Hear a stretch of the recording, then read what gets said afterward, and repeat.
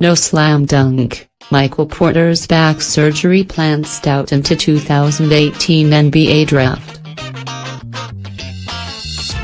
In the aftermath of Tuesday's gut-wrenching news that Missouri freshman Michael Porter Jr., a potential No. 1 overall pick in the 2018 NBA Draft, was likely lost for the season after undergoing a scary-sounding back surgery, I reached out to a bunch of scouts to ask the callous but relevant question.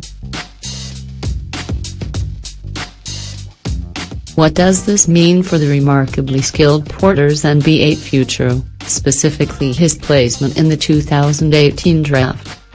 One scout replied ominously, "The doctors are in charge now." Next year's NBA draft was never as deep as the 2017 draft, and it doesn't have the draft's bevy of point guard prospects, but it does have two tantalizing characteristics.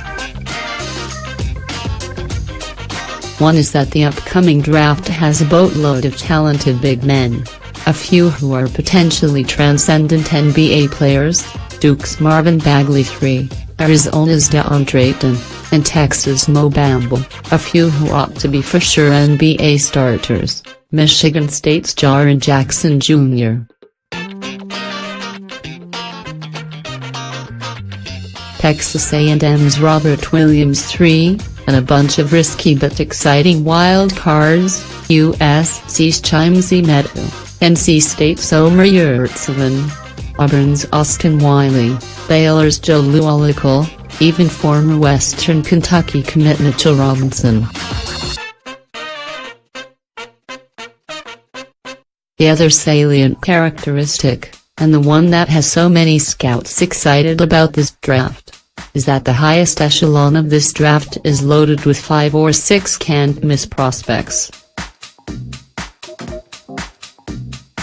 What we learned Tuesday with the news of Porter's surgery, a microdiscectomy of his L3, L4 spinal discs, which removes herniated disc material pressing on the spinal cord or a nerve root, and which will likely keep Porter from playing another minute of college basketball, is a reminder of something we have always known but often choose to ignore: nothing is guaranteed in sports.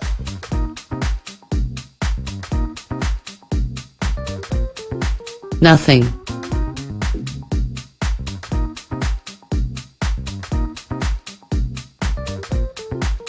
There had been a top tier of 5, perhaps 6 prospects who seemed guaranteed to go at the top of this draft.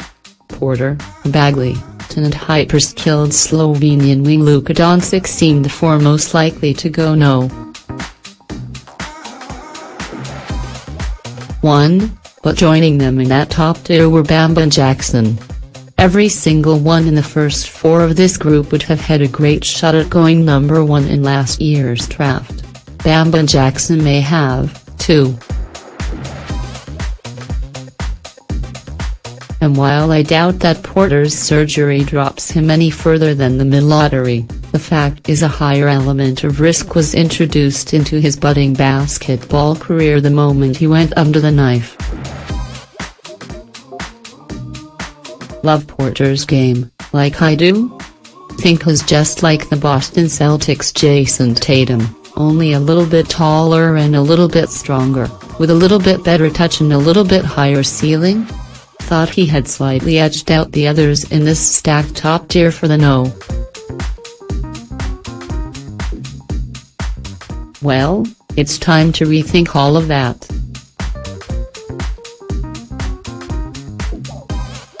Because while it's certainly true that he could end up as the best player in the 2018 draft, and as much as this Mitsa grad would love to see him come back to school and wait until the 2019 draft, come on, there's just no way. There is an element of risk that has been introduced to Porter's career that was not around a month ago.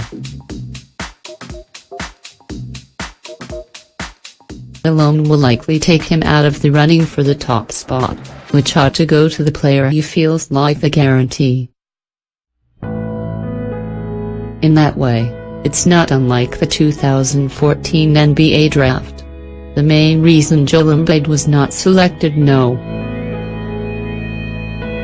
One was because of the risk that was introduced by health concerns, namely, a stress fracture in his back that ended his college career and a broken bone in his right foot that sent him into surgery 6 days before the draft.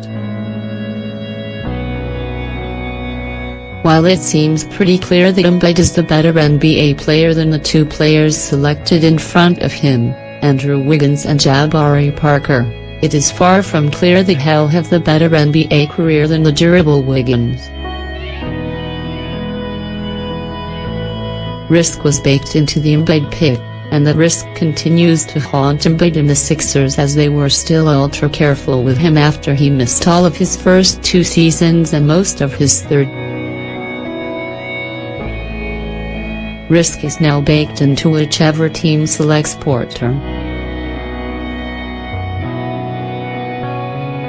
Scouts who I contacted did not believe Porter's injury was a death knell to his draft status like, say, Duke's Harry Giles last year, who fell all the way to 20th after 2 torn ACLs in high school and one uninspiring, injury-riddled college season.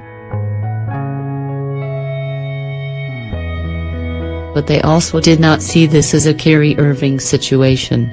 Irving played all of 8 games in college before having a foot injury in his 9th game. Irving was still selected first overall, but the picks that followed were not nearly as scintillating as the top tier this season. After Irving came Arizona sophomore Derek Williams, Kentucky freshman Enes Kanter, Texas freshman Tristan Thompson, and then 3 international players, Jonas Valanciunas, Jan Beasley and Bismack Biyombo.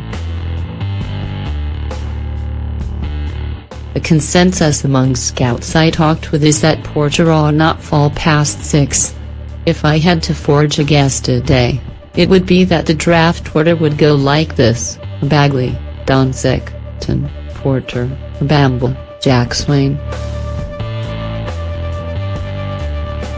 That's assuming Porter's medicals check out, and just like Embiid in 2014, Porter now will have the most scrutinized and most important medical evaluations at pre-draft workouts of any player in the 2018 draft.